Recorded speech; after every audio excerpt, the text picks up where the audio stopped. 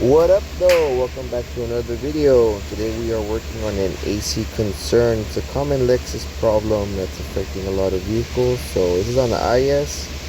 Let's go ahead and dive right into it. Okay, the complaint was that the passenger center vent is not blowing as cold as the other one, so we gotta verify that. Have it set to the max cold setting, and I'm checking all the vents at this moment.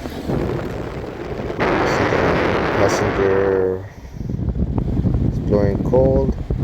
Something wrong with this adjustment, but that's not what they're complaining about. They're complaining about the temperature. So this comes in handy. This is the stake thermometer marked with school, and you can see the temperature on this center driver vent is 42 degrees Fahrenheit. Go ahead and insert it to the passenger side. And you can see that it's significantly higher than the other one. It's rising in temperature, and now it's going to be at 54 and rising still. So definitely something wrong. It should be near equal all the other vents, which are at 42 degrees Fahrenheit. So now that we know that there's an issue, we verified the concern. We're going to go ahead and hook up our scan tool to the vehicle, the scan tool, and we'll perform a health check for any trouble codes.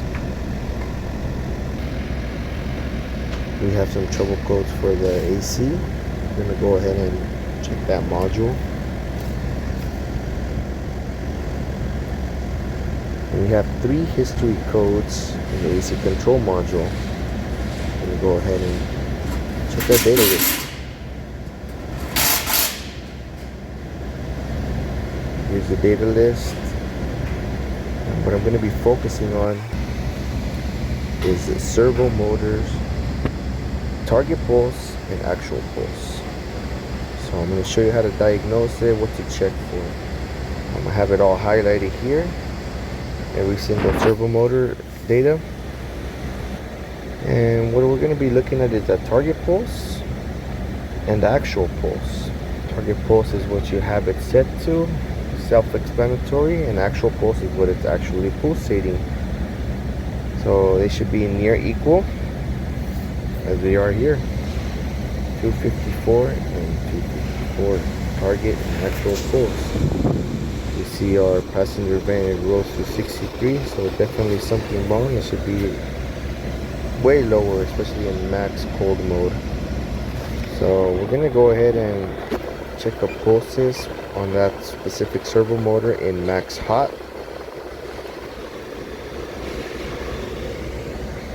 And we have a big discrepancy between our target pulse and actual pulses for that specific servo motor. It's the Cool AM servo target for the passenger side is at 152, and the actual is at 254, meaning there's an error with our servo motor. It can be the circuit, it could be something mechanical, but usually it's the actual servo motor. We go back to our trouble code menu, and we see that there's that history code is now a current code. So that's the one that we're going to be focused on. Since it is a bulletin, we have to do only what's current. We can't do what's history. So first step we're going to do, we're going to go into our utility menu. If you don't have a scan tool that's able to do this, you can go ahead and skip this, but this is generally the first step you do. You want to do a servo motor initialization. It does it, exactly what it says, initializes the servo motors. This should be done whenever you have an AC problem. And even also, you're supposed to do this every time you disconnect the battery. So heads up, just some food for thought. This is what we're working on. It's this service bulletin. There's also a service campaign as well, but this falls under the bulletin. Check your local dealer, see if it applies. But this is for 2013, 2017 vehicles. This is the code that's current, the B1454. Passenger side air outlet damper cool control servo motor circuit. Scrolling down, show you the trouble chart. We verified the issue, verified the VIN, we initialized the servo motor, and there is still a trouble code, the same exact trouble code. So next step, we have to reprogram the air conditioner amplifier assembly. That's something that you need a specific program to do, only at the dealership. And once that's done, if you still have a code, you replace the servo motor, which is what we're going to do.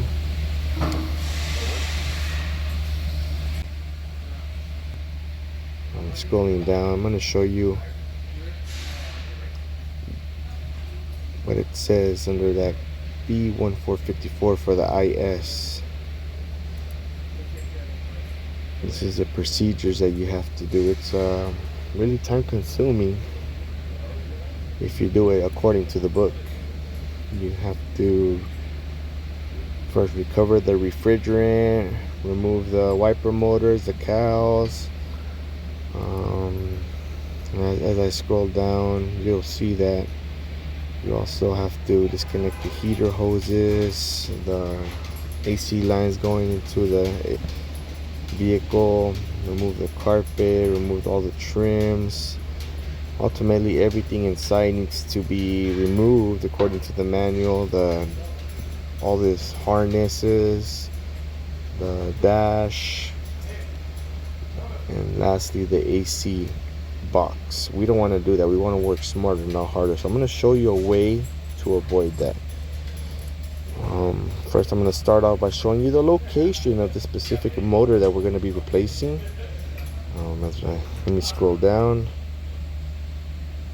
We are working on the Cool AM servo pulse for P, indicating passenger side, and it's going to be number 7 on our diagram. So I'm going to zoom in on this diagram. This is the AC box where the servo motor bolts up to. And number 7 is the one servo motor in the middle on the passenger side, of course, right behind these heater pipes. That's what that is right there, the heater pipes. So I'll zoom in right here. These are our part numbers depending on the year your vehicle was manufactured. This is the one that we're working with, servo motor assembly part number. So this is what you're gonna need to perform the repair. 10mm. I use this one. Use any 10mm. Electric gun with the Phillips extension comes in handy. Flashlight, so you're not working in the dark. I use a 1/4" ratchet with a small Phillips socket. And a magnet comes in handy. You don't really need this long extension, 10mm. You use it to disconnect the battery. But this bad boy comes in handy. It's like a small wrench ratchet with different adapters. You're gonna need the Phillips for sure. I believe it's a T2, T1, one of those. Comes in handy. But yeah, that's all you need. Okay, next up we're gonna disconnect the negative terminal on the battery with the 10mm. This one has a lot of corrosion. We'll make sure we clean that up later on. We did recommend the battery for the guests, but they declined. It is what it is. They only want the free stuff. Okay, next we're going to remove this bottom trim piece by pulling on all the tabs, just like so. Let's remove all the tabs, set it down, and remove this connector for the bottom light. Push in on the tab, remove the connector, let it fall, and put it aside. Next we're going to remove this airbag. It's total 3 bolts, 2 on one side and 1 on the other. But before that, we got to remove this trim piece. Use this interior pry tool to prevent any damage to the interior. Slightly pry it out, and it easily comes out. And then we're going to remove the bottom plastic piece right underneath that. And then you have access to your 3 airbag bolts. Once those are removed, you carefully pry all the tabs out on the airbag and safely set it down. And then we want to remove this connector for the airbag by prying out the yellow portion of the connector. I'll show you right now.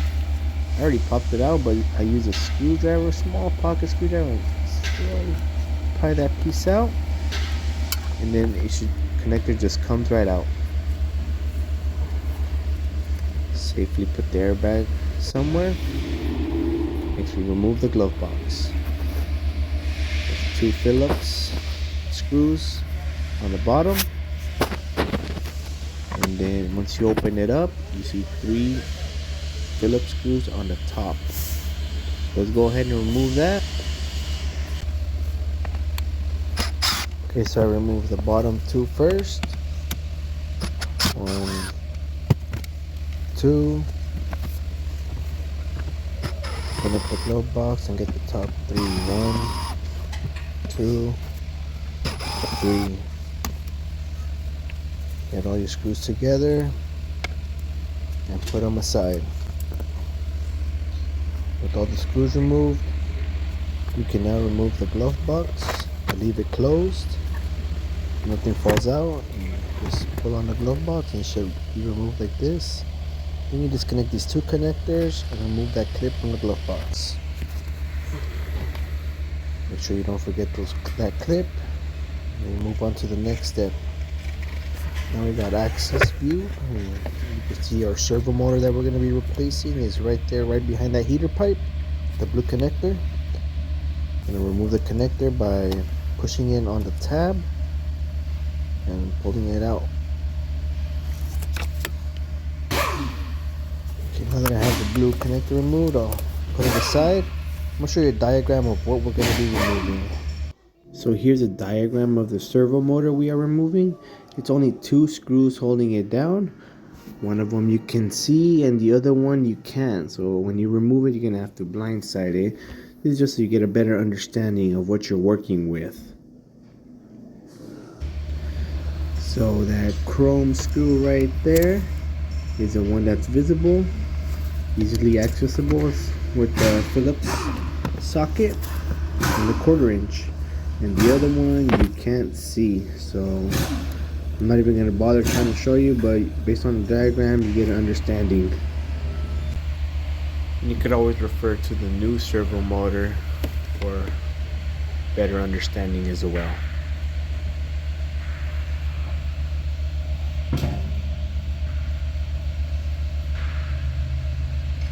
That's the one that we can't see. Okay, so first I'll remove the first screw that's easily accessible with this ratchet Phillips. And there it is, removed. So to make room to access the rear screw, you want to remove this connector right here. And the 3 connectors on the bottom for the AC amplifier. It's going to allow more room. Remove that clip holding on the harness. Remove the screw for the AC amplifier with the Phillips. Zap. If you remove that, you can remove the AC amplifier. And that gives us a lot more space to work with. And now you have more access to get that screw in the back. So since you can't see it, you want to get a feel for it with your finger. And then get your tool ready to remove it. Got my ratchet and my Phillips, and then once you remove it, the servo motor should pop just right out. So now that you're ready to install your servo motor, you want to make sure that it lines up to A, the reference point. The AC box should have a flat spot as you see in the diagram, and make sure that your servo motor flat spot lines up into that. So now that we have our servo motor lined up and installed, we'll go ahead and install this Phillips screw with my 1/4 inch Phillips ratchet.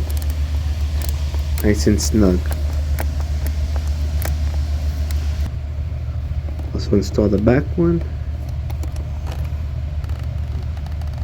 Just like that. Now we're going to connect our servo motor I'm going to line up the connector into place and push down on it till it clicks. Now everything is reverse procedure.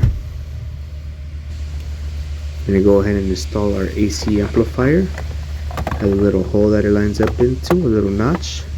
Once you have it lined up, I'm going to screw in that Phillips.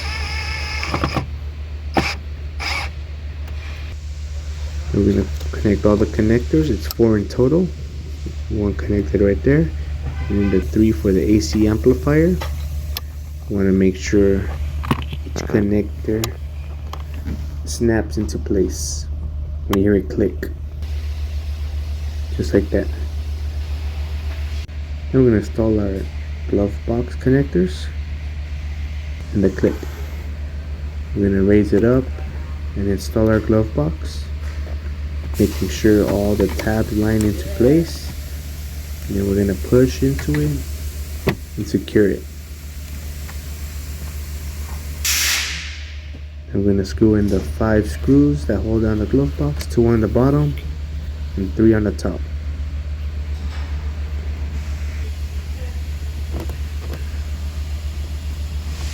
I installed the middle one first on the top, and the 2 side ones on the top, and then the 2 bottom ones.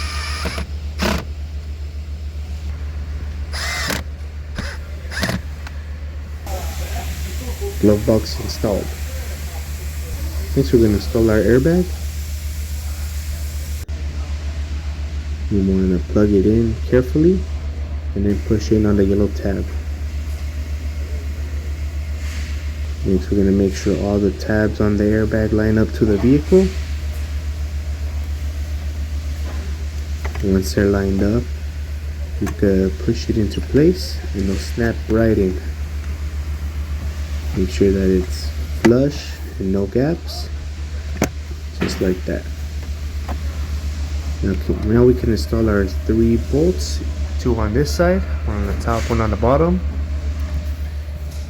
and then 1 on this side on the bottom. So just a tip, I do install them all by hand first and then I screw them on.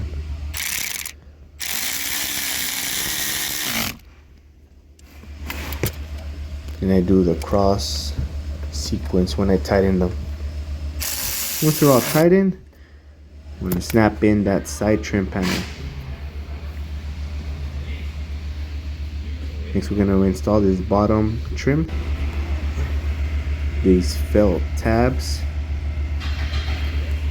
go inside of those square holes right there. Once it's lined up, we want to connect our bottom light connector. Push down on the trim panel, line up all the tabs, and push in on it evenly till it snaps into place just like that. Now we're going to install this bottom trim piece, snap it into place, and another trim piece right above it. Insert it. Insert the tabs, and let me zoom in on this. I want to make sure all the tabs line up before you push in on it, so it's nice and flush, like nothing ever happened. And there you go, servo motor installed. Last and final step, if we did disconnect the battery, we did replace the servo motor. You gotta perform the initialization. So we have the factory scan tool, but if you got a snap-on or other, let's go to like a utility menu, do the servo motor initialization, guide you through the steps. Go to next. They're just conditions the vehicle needs to be in. Ignition on, AC off. So ignition is on right now. The AC, as you can see, it's off. You click next. It's initializing right now. When the defroster indicator stops blinking or the auto indicator is off, initialization is complete. So boom, you caught a quick glimpse of it, just turned off right now. It's all done. So we're gonna exit off of here.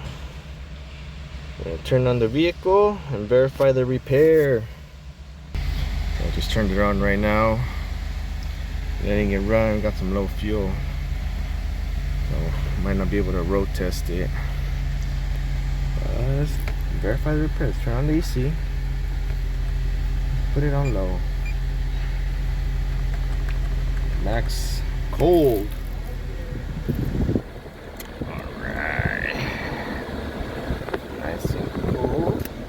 We're gonna look at our data list.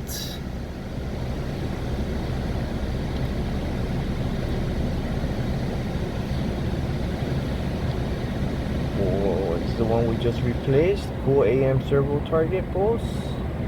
Boom, 258 pulse, and the actual 258. You can see they're working in sync with the same readings. We're good. Gonna go ahead and check for trouble codes. Boom. No codes. Data list again. Same. Now the main thing you want to make sure is that the target pulse matches the actual pulse. That's how you can tell if you have a problem with a servo motor. I'm going to go ahead and put in my thermometer in the vents after this. Check the temp. Alright, we're back. I'm going to pop in the Martha Stewart thermometer. Okay, we're going to watch our temperature drop and see where the driver center vent settles at. It is at max cold. It is blowing really cold, and it stops around 40 degrees. Now I got it set in the passenger center vent, and it's around 40 degrees as well. Let me get a good spot so it could settle right there. You can see so that like 41 degrees, so not too much of a difference. It's still ice cold. I'm freezing up in here. So yeah, repair is verified. Pretty sure the customer is going to be happy with this one. Go ahead and leave it at that. Any questions, comment down below. Don't forget to like, comment, and subscribe for future videos. And we'll leave it at that. I'm outro.